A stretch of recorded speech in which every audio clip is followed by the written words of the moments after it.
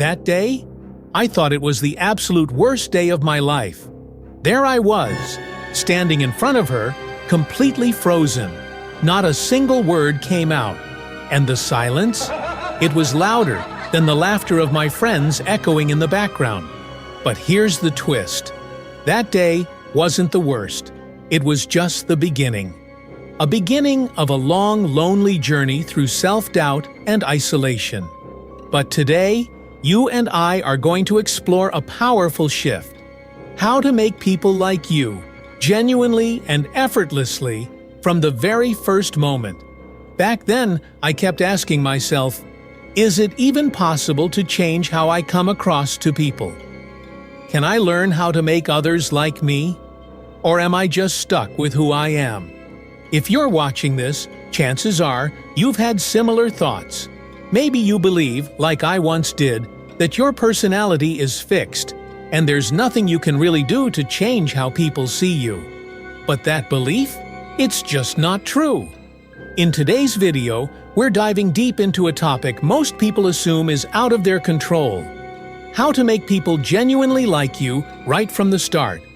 Many think it's a gift you either have or don't, but I'll prove to you it's actually a skill. A skill you can learn, practice, and apply, just like I did. And the best part? You only need 5 simple principles.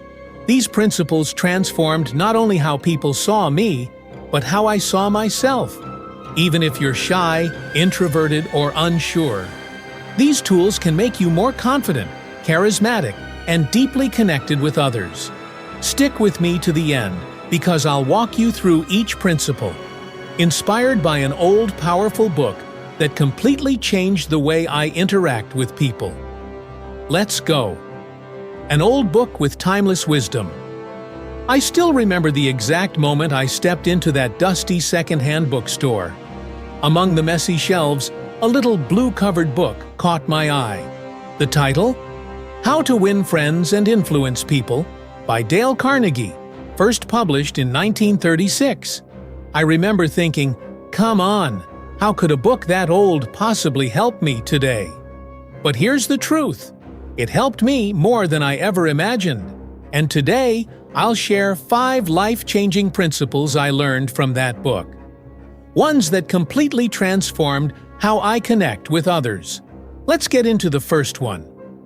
Principle 1. The power of a simple smile. There was a time when I underestimated the power of a smile. I thought that genuine connections came from clever words or grand gestures. Then I read Dale Carnegie's book, and my perspective shifted forever. If you've never thought about it, consider this. That's the secret behind why we love dogs so much. They're always happy to see us. They don't hold back. They're confident we're happy to see them too. And babies? Same effect. A baby smiles at you and your heart melts instantly. A smile disarms, invites, connects. It's pure emotional chemistry. Picture this. You walk into a room full of strangers. Everyone's tense, quiet. Then someone walks in with a genuine smile. The mood shifts. People relax. Walls start to fall. It's like emotional gravity just got lighter. Research shows that the first 90 seconds of an interaction are crucial. And a smile? It's the fastest way to say, "Hey, I'm friendly. You're safe with me." After I embraced this lesson, everything changed. I saw how a single smile could brighten someone's day, open unexpected doors, or even start a lasting friendship. So next time you walk into a new environment, remember this. A smile is more than a facial expression. It's a bridge to human connection. It's a signal, a superpower, and it's free. Oh, and before we move on, if you're enjoying the video so far, don't forget to hit that like button and subscribe to the channel. It really helps us keep creating content like this. Principle 2. Encourage others to talk about themselves. When I first started this journey of becoming a more engaging and likable person, I went all in. Books, courses, videos, you name it.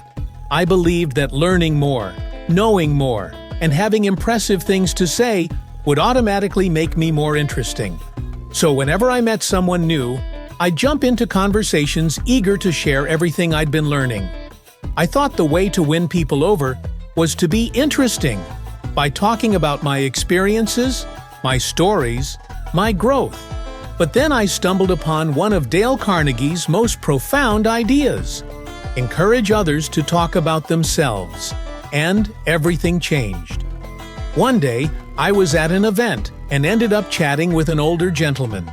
He seemed quiet, a little closed off, and part of me wanted to fill the silence with my usual monologue. But instead, I decided to test this principle. I noticed a small military pin on his jacket, so I gently asked, "Were you in the service?" At first, he hesitated, but the more I asked thoughtful, sincere questions, the more his eyes lit up. He started to open up, sharing memories from his time in the Army, filled with pride and nostalgia. And you know what? A real connection began to form. All I did was listen, really listen, and ask follow-up questions. His energy shifted. His posture changed. His voice grew more confident. By the end of our conversation, he genuinely thanked me. Not for sharing my story, but for giving him the chance to tell his. That moment stuck with me. It taught me something powerful. When you let others talk about themselves, you're giving them something rare: space, attention, validation. And that creates instant connection. It's not about dazzling people with your achievements. It's about creating a space where they feel seen and heard. Try it. At your next social gathering, resist the urge to be the most interesting person in the room. Instead, be the most interested. You might be surprised by how people start to feel about you and how much closer they want to get. Principle 3. Give honest and sincere appreciation. As I continued reading How to Win Friends and Influence People, I came across a principle that seemed obvious. At first glance, it felt too simple to matter, but I quickly realized it's actually one of the most powerful tools we have for building real, meaningful relationships: giving honest and sincere appreciation. While digging deeper into this idea, I stumbled on a fascinating study from Harvard.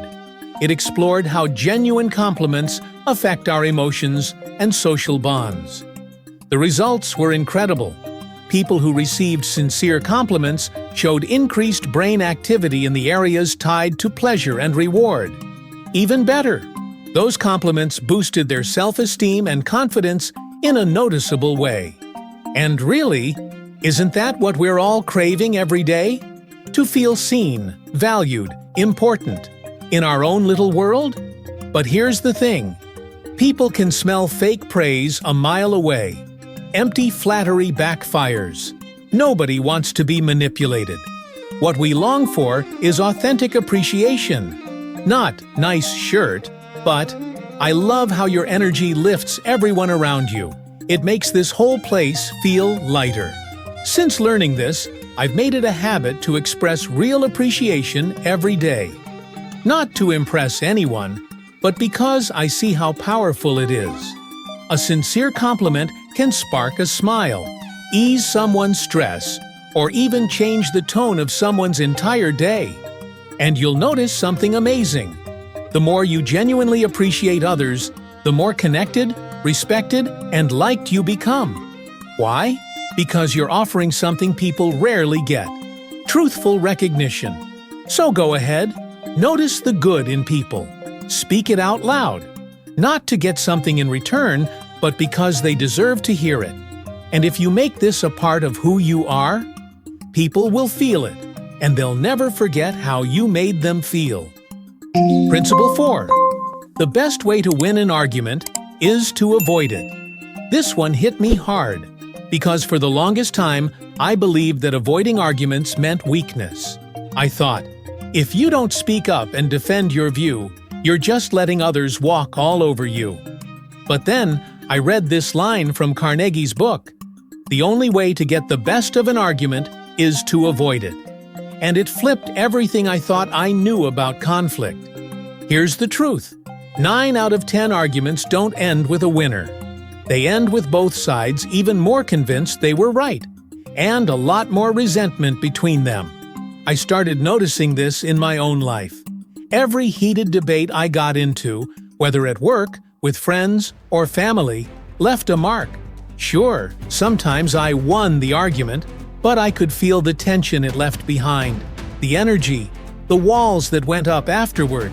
So I tried something different. Instead of fueling the fire, I stepped back. Instead of trying to win, I tried to understand. I started looking for common ground, listening more, and fighting less. And to my surprise, I found better outcomes. I kept relationships intact. I solved problems faster. And honestly, I felt lighter. We don't have to battle every disagreement like it's a war. Sometimes, the most powerful thing you can do is choose peace over pride. You don't have to give up your values or stay silent about what matters. But when the goal becomes connection, not domination, you'd be amazed at how much smoother life becomes. So next time you feel that heat rising in your chest, pause. Ask yourself, do I want to be right, or do I want to be heard? Do I want to prove a point or preserve a relationship? That one question can save friendships, careers, even families. And we still have one last principle to cover. Maybe the most important one of all. Let's jump into it. Principle 5. Honestly, try to see things from the other person's perspective. Out of all the principles we've explored, this one may be the hardest, because it asks you to do something that doesn't come naturally. Step outside your own head and truly see the world through someone else's eyes. But when I started practicing it, it became one of the most powerful tools I had for building real, deep relationships. This principle is about empathy. It's about recognizing that your view isn't the only one. And sometimes, it's not even the right one. Let's be honest. How often do we assume we have the full picture? We rarely stop to ask, what is this person going through? What fears or frustrations are they dealing with? What's driving their reaction right now? It takes imagination. It takes humility. And it takes a real desire to connect. Not just win or be understood. But when you truly try to see the world from the other person's point of view, something amazing happens. Walls drop. Judgment softens. Understanding grows. You start to criticize less and care more. You stop reacting and start relating. Maybe neither of you is 100% right, or maybe you both are in your own way. But when you show someone that you're genuinely trying to understand them, they feel seen, heard, and respected. And that creates a connection that no argument, no clever words, no logic ever could. Empathy opens doors. It builds bridges. And it transforms how people respond to you, because they feel safe. So next time someone frustrates you or you feel tempted to judge, pause for a moment and ask, if I were in their shoes, what might I be feeling? It's a simple question, but it can change the entire direction of a conversation, or even a relationship. Conclusion: principles that change lives. As we reflect on the timeless wisdom found in How to Win Friends and Influence People, it becomes clear.